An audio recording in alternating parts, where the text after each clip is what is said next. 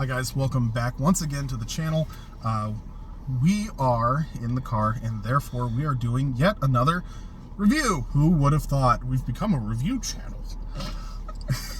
Only because no other content's coming out. Okay. Technical difficulty, yay! Anyway, so this is kind of one of those weird, odd situations where we saw the film at separate times and we didn't get together for an extended period of time. So it's not necessarily fresh, but here's our review of the film Teenage Mutant Ninja Turtles Mutant Mayhem, correct? Yes. All right. Speaking of Mutant Mayhem, DJ, were you thrown off by this film? Was it mayhem enough for you? Mayhem enough. What level of mayhem would you say as far as enjoyability on a scale of, let's go to 10? 8.5. Okay, why? So this one was interesting because I am actually a big Ninja Turtles fan. So I've seen every movie they've ever put out, all the shows. I've not seen the most recent show, but I saw the Nickelodeon one that was in 3D animation. I saw the original series that was 1980s, 90s, and then there was like the 2003 like animated one that got really wild. And a lot of them have taken different ways of taking the lore, but the core characters generally have the same backstory, same things. They come from the same place. There's just minor differences. This one, I think, out of all of them, gets maybe the one of the live action ones did an okay job, but this one does like the best job of getting the Turtles characters like spot on. They're teenagers. Yep. Too many of the films make the Turtles like adults, and this one they feel like teenagers, and that's one thing that the Nickelodeon show did a really good job of, and this feels very similar to that. I know it's kind of a long-winded explanation, but it's important because this feels like a Turtles film. It feels like the Ninja Turtles are real characters, real people in a world that actually exists. Like the suspension of disbelief is high on this one. The Splinter, the other characters that are in it, the villains that they choose specifically for this film, and some of the characters' stories, backstories, and how they come to be is really, really fun and well done. The animation is actually really enjoyable. I was expecting not to like the animation in this because of the way it was kind of like rotoscope almost, but it's actually kind of fun. Except for specifically the female characters, but a lot of them look kind of jaded. Like their faces are kind of crooked, and there's some weird like design choices on the character faces for the humans specifically.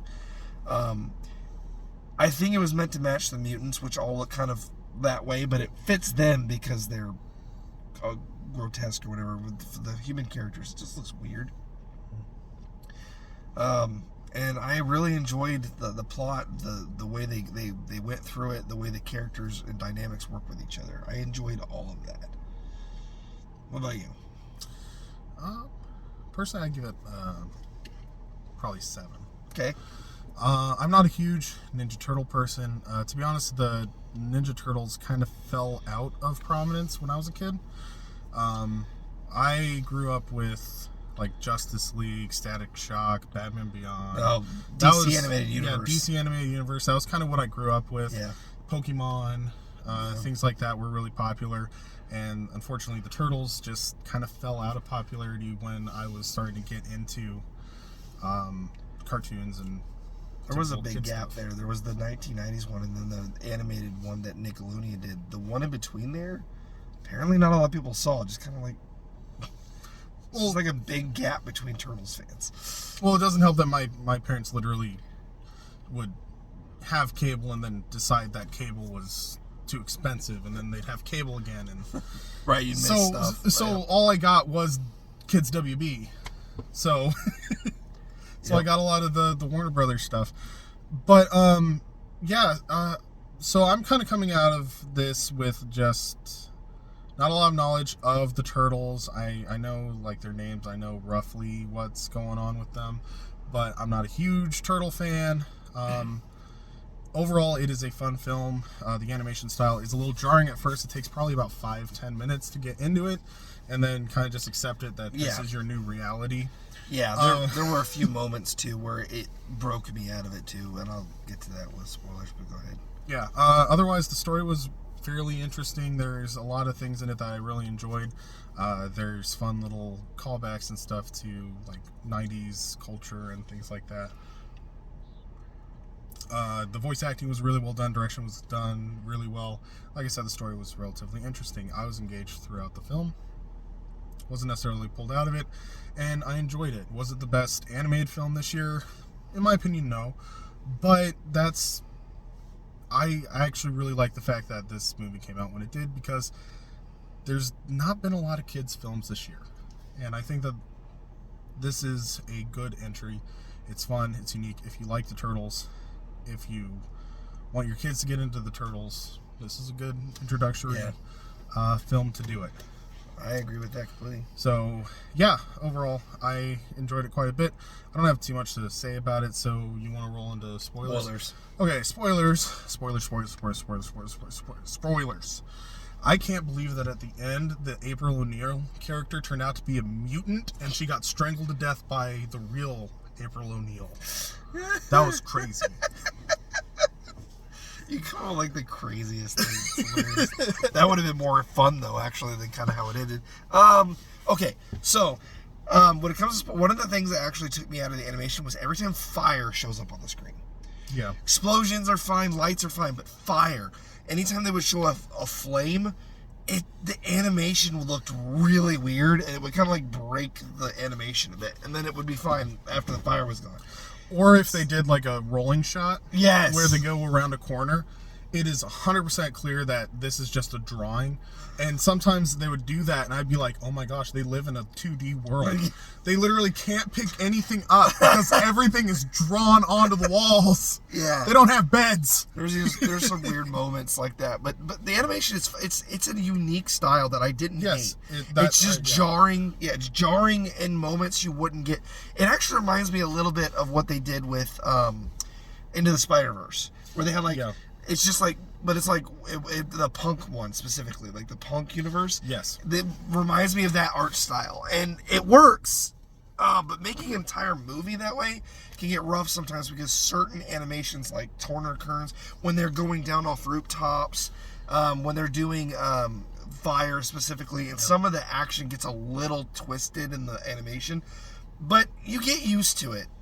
There's just a few moments where you'll be reminded that is the world they live in. Yeah, it's pretty clear that they went with the Spider-Verse idea, where they wanted it to be kind of like a comic book on the page, but on the screen. But they wanted it to be different enough that people aren't like, oh, it's just a Spider-Verse ripoff. So sometimes it feels like they copied it almost exactly, and those are really cohesive and they work really well. And then they would be in the editing room and be like, after every 5 minutes, they're like, quick, throw a scribbly in there, scratch that, change her face. Yeah, we don't want it to be too close. There's some weird ones like that. I do like that they start the turtles already around. Yes.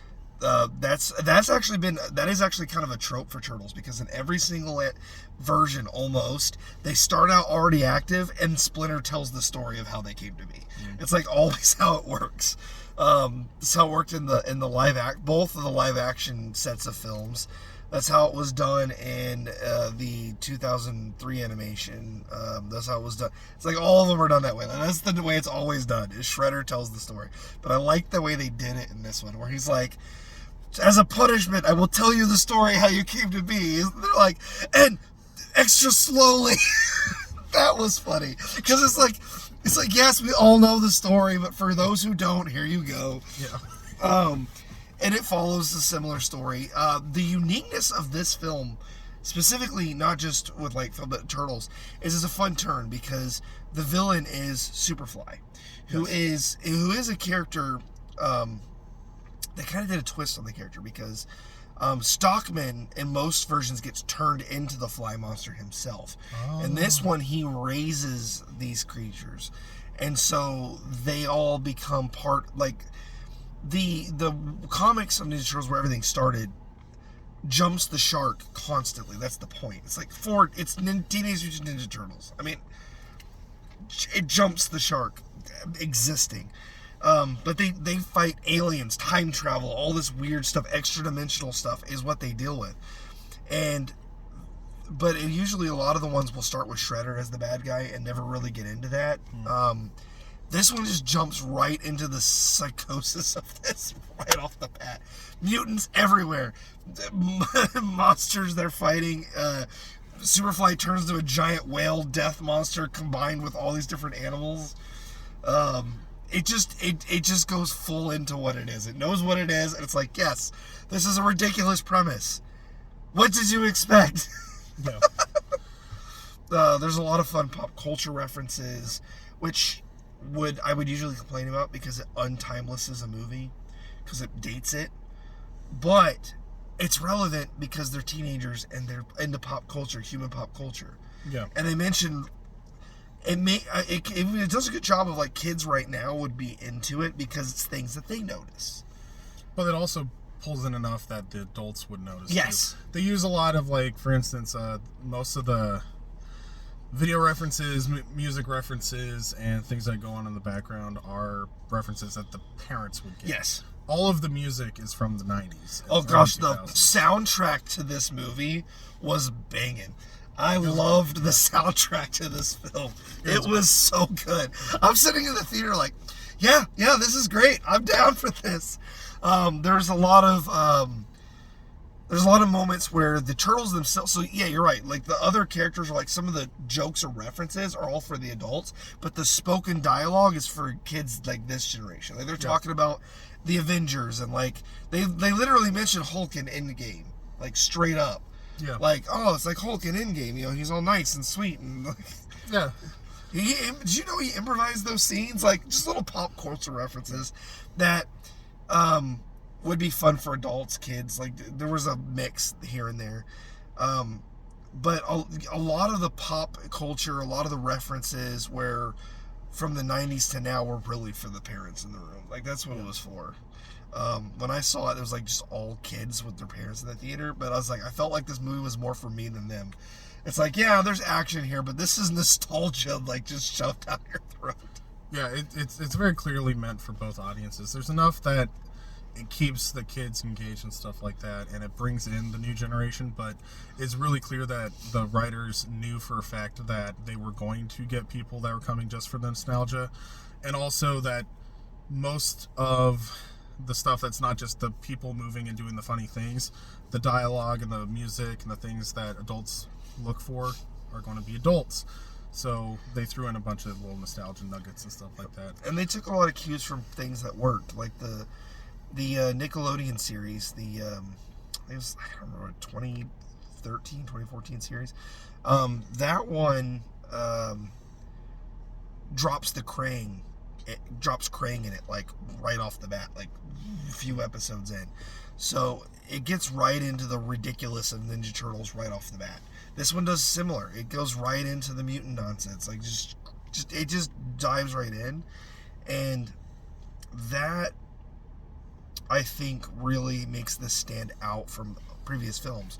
Because the live action, especially the ones they did last time, they spent a lot of time, like, with just them fighting, like, regular, like, subway bandits and thieves and stuff, and it doesn't really go anywhere further than that. And that's a lot of the films have done. Yeah. They don't. The television series have always been good of deep diving into the ridiculousness, whereas the movies have just kind of tried to not touch it.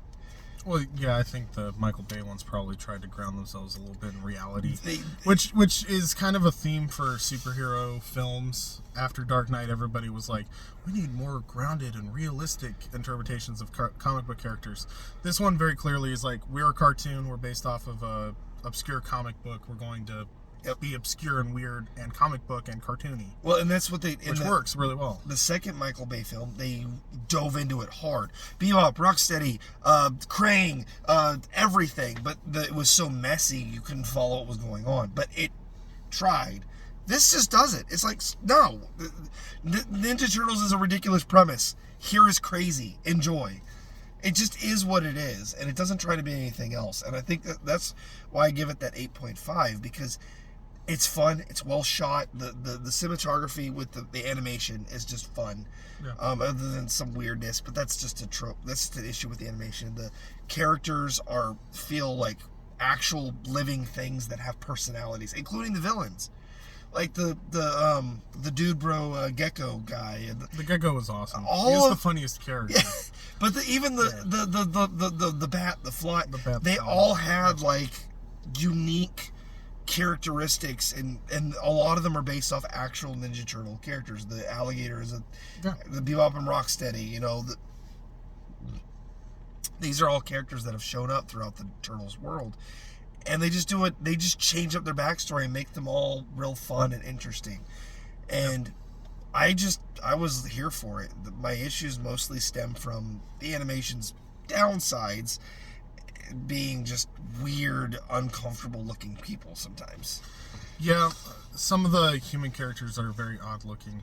There's a lot of stuff in here that was really, really well done, though. I mean, the jokes are pretty on point. The timing's really the comedy was solid. The other thing is that they lean into the fact that they have these really, like, good, famous actors playing all the different parts. Like, one thing that somebody pointed out that I didn't actually notice until they pointed it out was all of the fight scenes with Splinter in it, because it's voiced by Jackie Chan, when he's fighting, look choreographed by Jackie Chan.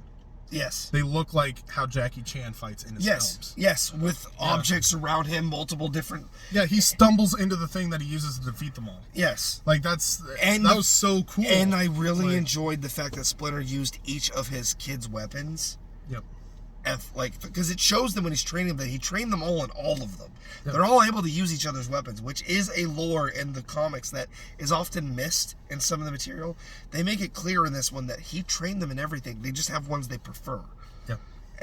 But there's always this joke that Donatello just has a stick, which a bow staff is one of the most dangerous weapons you can use, because blunt force trauma is insanely dangerous. It's also the most useful weapon in the entire film. Yes, exactly. It's always underrated or made a joke. They even do that in one of the series. Like he like puts tech in it to make it less useless. I'm like, dude, but you see him complaining about it, but then you see Master Splinter use it so effectively, and you're like, it's how you use this thing. You're just not using it right. And it kind of pokes on. It's little things like that, just little bitty tidbits where the characters are showing and being subtlety, something that you don't get out of like kids films often anymore. You do sometimes. You get like a film that will you could tell someone wanted to make a real film and they're making it for kids, but they're really making it to be a film. This has that heart to it where it's not throwaway. There's real work put into this and thought. Yep. And it was impressive. No, like I said, they did a really good job. Like, overall, the film was extremely enjoyable. I liked the vast majority of it. Some of the graphics were really not great. Some of them were awesome. Some of the characters were really fun, and a lot of the jokes, like I said, were on point. I enjoyed most of the scenes that Superfly was in. I just thought he was Superfly. He was like on point. Oh, it was such a good villain. It literally might have just been. They might have literally just been in the recording studio. Just went, okay, Ice Cube, you're going to monologue. Oh, okay. What am I going to say? Right. This is what happened. What do you say? And it works really well. It feels very natural. It flows very well. They made really good choices with that. Just overall very enjoyable. And I'm not a huge turtle guy, like I said, but I enjoyed the film a lot. So you now have a turtle super nerd and a cursory turtle person who both enjoy this film. So it's just fun. Like it was a fun time. It's a fun film. If you have kids and you want to take them to the theater, this is a great film to take them to. Or just watch it for yourself, because honestly, it's really good. It's not bad. So I did. Yeah. 2 adults went, this was like the only adults in the theater. It's like, where's everybody? Yeah, I'm actually kind of surprised that it didn't do so well in the box office. I think a lot of what killed showing this one was a lot of hardcore Turtles fans were turned off just by some of the choices, like the animation style. Some of the character design, like April's character design, just made people uncomfortable. I didn't like April's character design. I didn't like hers either, but I didn't like any of the humans' character designs. It's fair. not indicative of her. Stockman looked weird. The lady in charge looked weird. Even the pedestrians on the street all looked weird. All the humans, like their eyes were. Yeah, all the humans looked like Picasso-y, and it made me uncomfortable.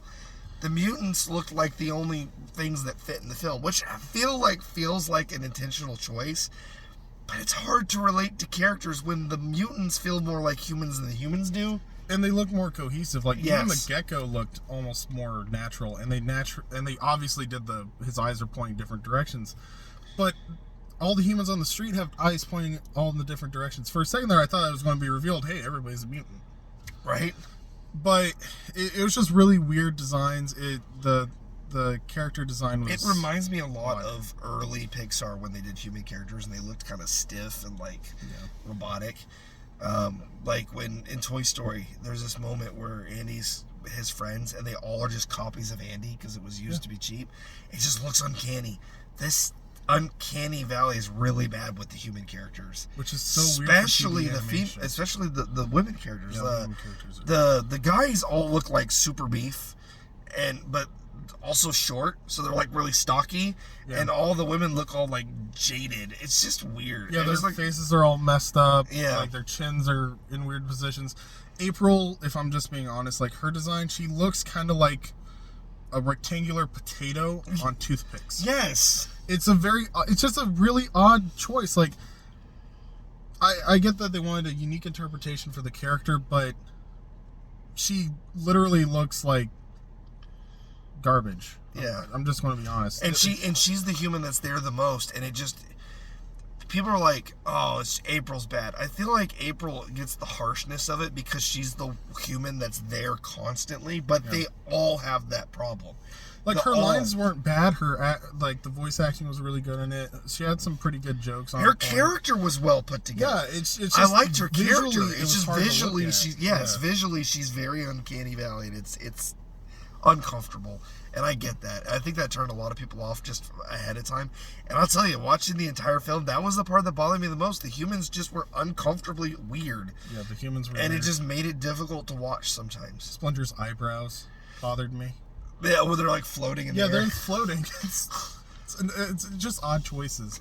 But I get it. They were trying to go with a unique spin, and it's a decent animation style. But story, jokes, everything else, awesome. Character design. Yep. That's about... Agreed. That's it. That's all I have to say. I'm done. All right. And I don't really do turtles, as I keep saying. So, I guess it's it. Out, John. All right. I hope that you guys enjoyed this video. If you like our reviews, be sure to drop a like and let us know in the comment section what was your favorite cartoon as a kid, and which one do you think would look best on the screen today. Otherwise, be sure to subscribe if you haven't already and share us with your friends. We are also found on Facebook at Entertainment Rebooted and at X, or the social media platform formerly known as Twitter, as DJ likes to say. Yep. At Exposition Sickle. Otherwise, we'll see you guys in the next video. Thanks for watching.